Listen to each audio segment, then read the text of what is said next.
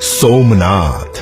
गुजरात के सौराष्ट्र में स्थित सोमनाथ मंदिर का 12 ज्योतिर्लिंगों में काफी महत्व है। इस मंदिर को अतीत में 6 बार नष्ट करने का प्रयास किया गया, लेकिन इसका अस्तित्व आज भी है। माना जाता है कि इस मंदिर का निर्माण दक्ष प्रजापति के श्राप से मुक्त होने के बाद स्वयं चंद्रदेव ने करवाया था। इस मंदिर का उल्लेख ऋग्वेद में भी मिलता है।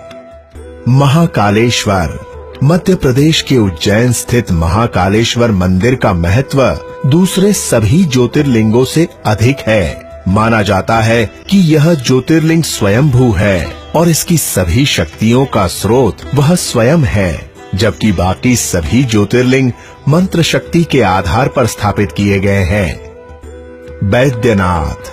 बैद्यनाथ ज्योतिर्लिंग झारखंड के देवघर में स्थित है।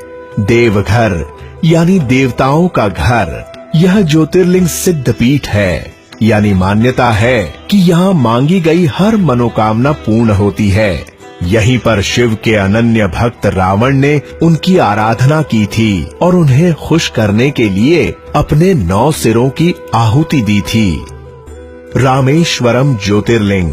तमिलनाडु के रामनाथपुरम में स्थित रामेश्वरम ज्योतिर्लिंग की भी काशी विश्वनाथ जैसी ही मान्यता है। भगवान राम ने लंका पर आक्रमण करने से पहले यहीं पर भगवान शिव की पूजा की थी। यहीं पर रामेश्वरम सेतु भी स्थित है।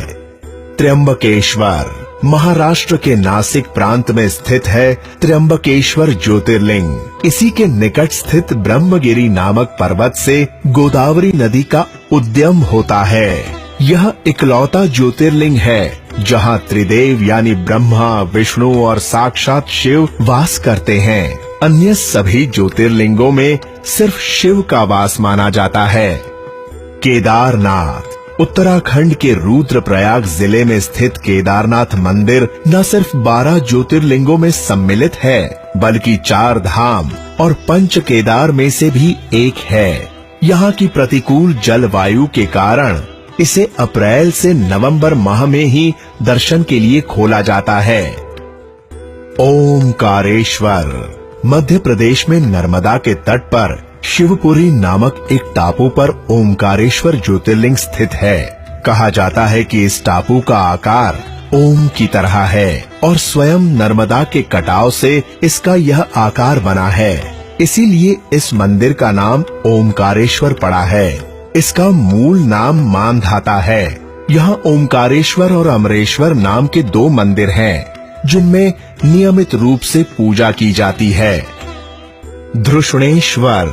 महाराष्ट्र के औरंगाबाद के पास धृष्णेश्वर या धुष्मेश्वर महादेव का मंदिर स्थित है। यह मंदिर इलोरा की गुफाओं के पास स्थित है। 12 ज्योतिर्लिंगों में इसे अंतिम ज्योतिर्लिंग माना जाता है। मंदिर की उत्पत्ति से जुड़ी एक पौराणिक कथा के नाम पर ही इसका नाम धृष्णेश्वर पड़ा है। मल्लिकार्जुन।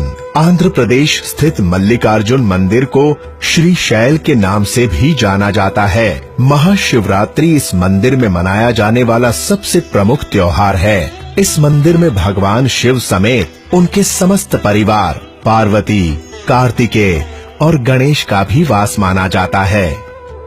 नागेश्वर। नागेश्वर ज्योतिर्लिंग गुजरात में द्वारिका प्रांत में स्थित है। इस ज्योतिर्लिंग की शास्त्रों में बड़ी महिमा बताई गई है। कहा जाता है कि जो भी इस ज्योतिर्लिंग की उत्पत्ति और महात्म्य की कथा सुनेगा वह मोक्ष को प्राप्त होगा। भीमाशंकर। भीमाशंकर ज्योतिर्लिंग महाराष्ट्र में पुणे से करीब 100 किलोमीटर दूर स्थित है। यहाँ स्थित शिवलिंग काफी मोटा है, इसलिए इसे मोटेश्वर महादेव भी कहा जाता है। इसी मंदिर के पास से भीमा नामक एक नदी भी बहती है, जो कृष्णा नदी में जाकर मिलती है। काशी। काशी विश्वनाथ।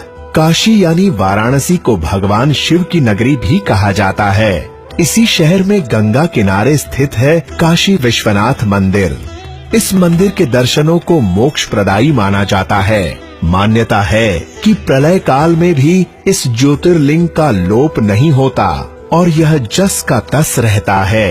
पौराणिक कथाओं में इसे ही सृष्टि का आदि माना गया है। जहां भगवान शिव से ब्रह्मा और विष्णु उत्पन्न हुए थे।